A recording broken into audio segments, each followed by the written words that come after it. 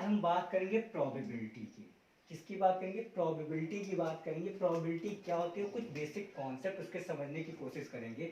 देखिए, अगर आपको प्रोबेबिलिटी से डर लगता है तो आप एक भी इसकी क्लास मिस मत करिएगा। और मैं बताऊं, लास्ट क्लास तक आपको प्रोबेबिलिटी एकदम इजी टॉपिक लगने लगेगा, आपको एक स्कोरिंग टॉपिक लगने लगेगा।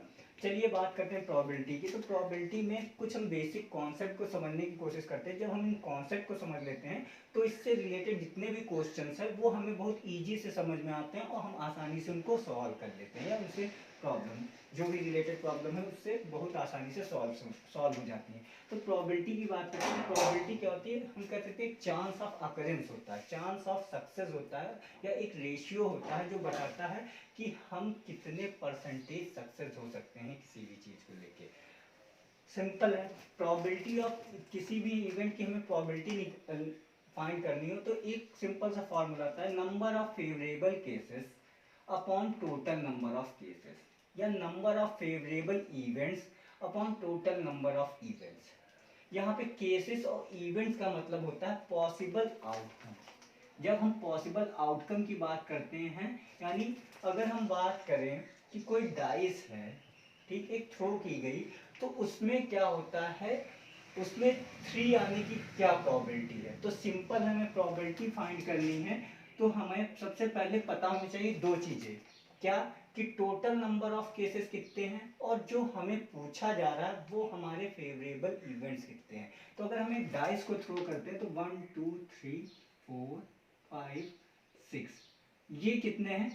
6 केसेस हैं, ये 6 इवेंट है। 6 तक आ सकता है, 1 आ सकता है, 2 आ सकता है, 3 आ सकता है, 4 आ सकता है, 5 आ सकता है, 6 आ सकता है।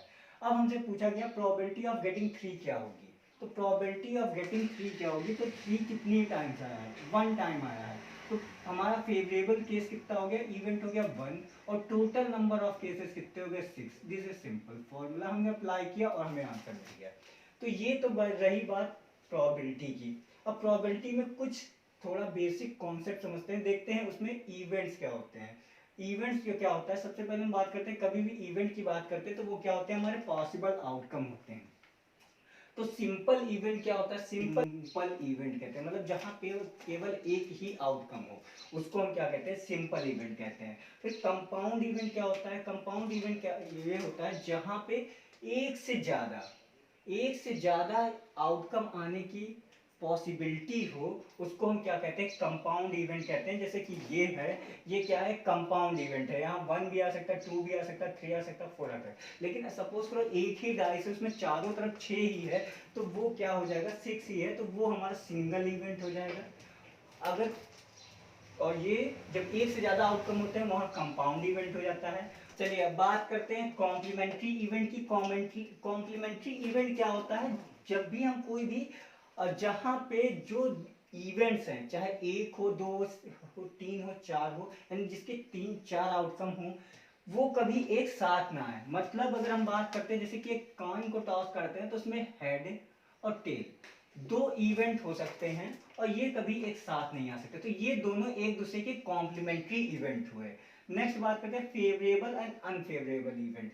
फेवरेबल इवेंट मतलब जो हमारे रिजल्ट को फेवर कर रहा हो, जो हमें फेवर कर रहा हो। सपोज हमने हेड कहा, हेड हमने कॉइन टॉस किया तो हमने कहा हेड आएगा, हेड आएगा या हेड का अकरेंस होगा, तो वो उस केस में हेड जो हो जाएगा वो हमारा फेवरेबल इवेंट हो गया, और टेल जो हो गया वो हमारा अनफेवरेबल इवेंट हो गया। और इस केस में अगर हम बात करते हैं तो 3 जो है हमारा फेवरेबल इवेंट है, और बाकी 1 2 3 4 सॉरी 1 2 4 5 6 ये हमारे अनफेवरेबल इवेंट है। हमने डाइस को थ्रो किया, हमने कहा भाई 3 आएगा, तो 3 हमारा फेवरेबल हो गया, बाकी सारे हमारे अनफेवरेबल इवेंट हो गए। फिर आते हैं, कहते हैं mutual exclusive event. Mutual exclusive event हम कुछ इस तरह से समझते हैं। देखिए, जैसे कि कोई भी दो इवेंट हैं जो दो एक दूसरे से डिफरेंट हो, वो एक दूसरे से पूरी तरह से डिफरेंट हो, तो वो हमारे क्या होते हैं? वो होते हैं म्यूचुअली एक्सक्लूसिव इवेंट होते हैं। मतलब जो कहीं एक दूसरे से कभी भी किसी तरह से इंटरसेक्ट ना कर रहे हों। फिर क्या कहते हैं? एक दूसरे पे डिपेंडेंट ना हो, ना तो दोनों इंडिपेंडेंट इवेंट हो। फिर बात करते हैं mutually exhaustive event. Mutually exhaustive event क्या होते हैं? जिनमें से अगर हम उस कि जब हम किसी भी मतलब किसी एक ना एक किसी ना मतलब जितने सारे इवेंट हैं और जब भी हम उनकी बात करेंगे प्रोबेबिलिटी की तो किसी ना किसी के आने के चांसेस होंगे। मतलब अगर हम बात करें यहाँ पे 1 2 3 4 5 6 ये क्या है, ये सारे म्यूचुअली एग्जॉस्टिव इवेंट है, ये सब मिला के एक म्यूचुअली एग्जॉस्टिव इवेंट बनाते हैं। कैसे? क्योंकि इनमें से अगर हम डाइस थ्रो करेंगे तो किसी ना किसी के कोई ना कोई आ ही जाएगा। अगर हम थ्रो करेंगे तो 1 आ सकता है, 2 आ सकता है, 3 आ सकता है, 4 आ सकता है। मतलब ये सारे इवेंट मिला के क्या म्यूचुअली एग्जॉस्टिव इवेंट, मतलब इनके अलावा और कोई इवेंट बचे ना हो। अगर हम बात करें डाइस को थ्रो करें और उसमें हमने यहाँ पे 6 नहीं लिखा है और तो ये क्या होगा, ये म्यूचुअली एग्जॉस्टिव इवेंट नहीं है क्योंकि यहाँ पे 6 जो है 6 बच रहा है। अगर 6 को भी हम इंक्लूड कर ले रहे हैं तो ये हमारा सब मिला के म्यूचुअली एग्जॉस्टिव इवेंट हो जाते हैं। नेक्स्ट हम बात करते हैं equally likely event. Equally likely event मतलब क्या होता है कि दोनों के चांस ऑफ अकरेंस जो होता है वो सेम हो। मतलब अगर हम कॉइन को टॉस कर रहे हैं तो हेड और टेल जो मिला के क्या है, ये इक्वली लाइकली इवेंट है। इसमें से हेड भी आ सकता है, सेम चांस है, टेल भी आ सकता है, यानी दोनों के चांसेस ऑफ अकरेंस सेम। फिर डिपेंडेंट इवेंट, इंडिपेंडेंट इवेंट क्या होता है? डिपेंडेंट इवेंट क्या होते हैं? जब एक इवेंट दूसरे इवेंट पे डिपेंड करता है तो वहां पे हम कहते हैं वो डिपेंडेंट इवेंट है। और दूसरा अगर हम बात करते हैं इंडिपेंडेंट, जो दोनों का अकरेंस एक दूसरे पे डिपेंड नहीं करता तो वो इंडिपेंडेंट इवेंट होते हैं, कहलाते हैं।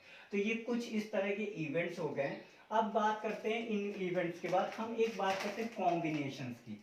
कॉम्बिनेशन हमें आना चाहिए सॉल्व करना जब भी हम प्रोबेबिलिटी की बात करते हैं। देखिए अगर हम सिंगल, जैसे सपोज करिए हमने बात कहा कि किसी बॉक्स में 4 रेड बॉल हैं प्लस 3 वाइट बॉल हैं और 6 ब्लैक बॉल हैं, कुछ इस तरह है।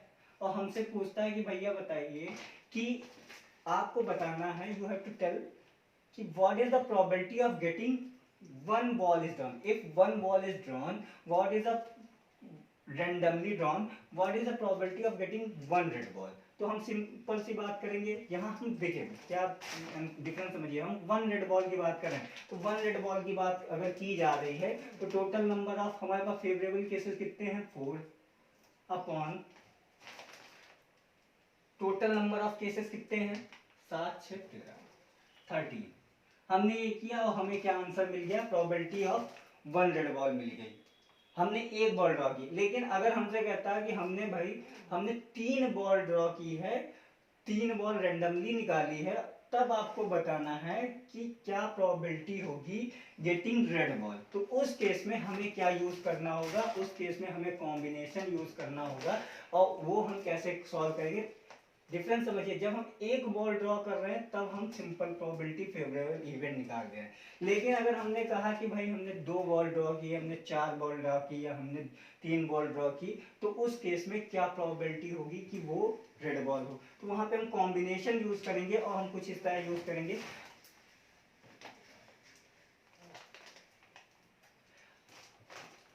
4 रेड बॉल हैं, हम यहाँ पे लिखेंगे 4 रेड बॉल हैं, 4 रेड बॉल ड्रॉ की जा रही हैं। तो ये हमारा हो जाएगा total number of red ball कितनी हो गई? n मतलब total number of red ball हो गई हमारे पास 4। ओके, और 3 बॉल ड्रॉ की जा रही, हमने ऐसे लिख दिया। ठीक, नीचे प्रोबेबिलिटी क्या होगी? टोटल नंबर ऑफ इवेंट की बात करेंगे। यहाँ पे फेवरेबल इवेंट निकालने का तरीका ये होगा। टोटल नंबर ऑफ इवेंट निकालने का तरीका क्या होगा? 13 इवेंट है, 13 में से कितनी बॉल ड्रॉ की जाएगी? 3। तो यहाँ पे हमें प्रोबेबिलिटी किस तरह फाइंड करनी होगी? हमें इस वे में कॉम्बिनेशन का यूज करके हमें प्रोबेबिलिटी फाइंड करनी होगी। जब हम इसको सॉल्व करेंगे तो इसको सॉल्व कैसे करेंगे? n का combination upon n minus r, r यहाँ 3 है तो n माइनस आर यानी 1 का कॉम्बिनेशन इंटू आर का कॉम्बिनेशन यानी 3 का कॉम्बिनेशन। इस तरह सॉल्व करेंगे। देन हम नीचे करेंगे कितना? 13 का कॉम्बिनेशन अपॉन 13 माइनस 3 यानी 11 का कॉम्बिनेशन इंटू आर यानी 3 का कॉम्बिनेशन। जब हम इनको इतना सॉल्व कर लेंगे तब हमारे पास क्या आ जाएगा? तब हम प्रोबेबिलिटी फाइंड कर पाएंगे किसकी? कि probability of getting a red ball. हमने कितनी बॉल ड्रॉ की, देखिए डिफरेंस समझिए। हमने जब एक बॉल ड्रॉ की तो हमने सिंपल सा फॉर्मूला लिख दिया, जब हमने एक से ज्यादा रेंडमली बॉल उठाई तब हमें कॉम्बिनेशन का यूज करना पड़ा। तो ये दोनों चीजें आपको पता होनी चाहिए अगर आप प्रोबेबिलिटी फाइंड करने जा रहे हैं। दूसरी चीज हम आते हैं कि प्रोबेबिलिटी में एक होता है यूनियन और एक होता है इंटरसेक्शन। यूनियन की बात करेंगे तो हम इसे कुछ इस तरह लिखते हैं, यूनियन को हम इस तरह, और वहीं हम इंटरसेक्शन की बात करते हैं तो इंटरसेक्शन को हम किस तरह लिखेंगे, इंटरसेक्शन को हम इस तरह लिखेंगे।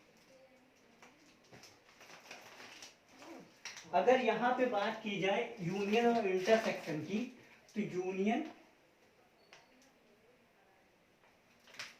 सपोज करिए दो इवेंट दिए गए, एक ये दिया गया है जिसमें 1 2 3 दिया गया है। दूसरा हम बात करते हैं बी इवेंट है जिसमें दिया गया है 3 4 5। अब यहां पे अगर आपसे कहा जाए फाइंड करिए ए यूनियन बी, तो आप क्या फाइंड करोगे, आप जो इसमें मिल रहे हैं वो चीजें लिख जाए, जो कॉमन है उनको हटा देंगे। हटाने का मतलब ये है उनको एक बार लिखेंगे, बाकी जो नहीं मिल रहे हैं उनको ऐसे लिख लेंगे। कैसे, 1 2 3 4 5, यानी किसी को रिपीट नहीं करेंगे। सेम यही अगर हम बात करें इंटरसेक्शन की, ए इंटरसेक्शन बी, तो यहाँ पे आपका इंटरसेक्शन क्या हो जाएगा, जो चीजें हमारी कॉमन है, कॉमन क्या है, 3 कॉमन है, तो हमारा ए इंटरसेक्शन बी कितना हो जाएगा, 3 हो जाएगा।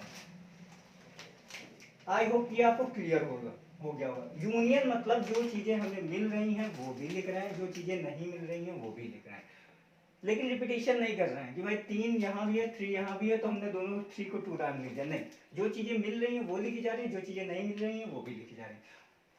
इंटरसेक्शन में जो चीजें कॉमन हैं केवल उन्हीं को लिखा जा रहा है।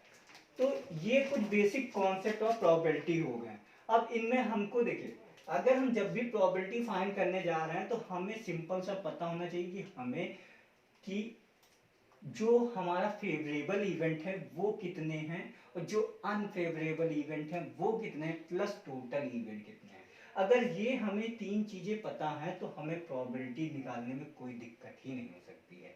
हम जैसे कि अगर हम बात करें, एक कार्ड है, कार्ड है, कार्ड है, एक वेल सफल्ड पैक कार्ड है, क्या है,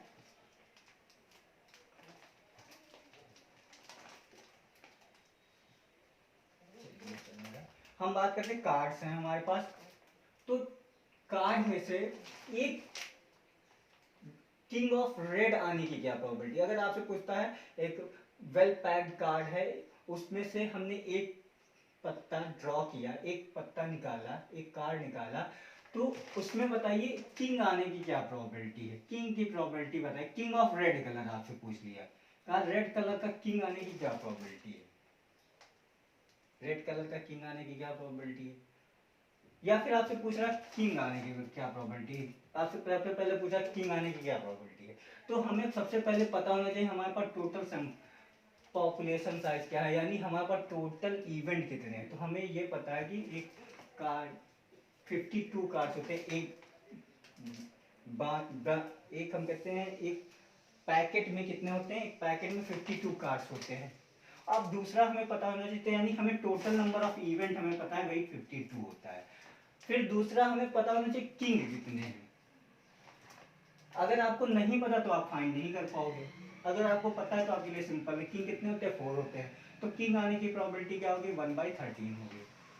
फिर अगर आपसे पूछ लेता भाई बताइए कि रेड कलर का किंग आने की क्या प्रोबेबिलिटी है, तो रेड कलर की किंग आने की क्या प्रोबेबिलिटी हो जाएगी, हमें पता है कि जो किंग हैं वो कितने होते हैं, 4 होते हैं, किंग कितने होते हैं, 4 होते हैं, लेकिन इसमें जो होते हैं 4 तरह के, एक स्पेड होता है, क्लब होता है, एक डायमंड होता है, एक हार्ट होता है। तो जो 2 पत्ते हैं या 2 कार्ड्स हैं वो आपके ब्लैक होते हैं, 2 कार्ड आपके रेड होते हैं। तो हमारे पास रेड कलर की किंग कितने हैं, हमारे पास रेड कलर की किंग केवल 2। तो हमारे पास रेड कलर की अगर किंग की बात करेगी जाएगी तो 1/26 हमारी प्रोबेबिलिटी हो जाएगी। तो इस इन सब चीजों के बारे में क्वेश्चंस हम क्या करेंगे नेक्स्ट क्लास में लगाएंगे। फिलहाल ये बेसिक कॉन्सेप्ट ऑफ प्रोबेबिलिटी था, अगर आप इनको अंडरस्टैंड कर लिया तो हम आगे के क्वेश्चन हमें लगाने में बहुत ही इजी लगेंगे और बहुत आसानी से हम क्वेश्चन को सॉल्व कर लेंगे। चलिए, थैंक यू क्लास।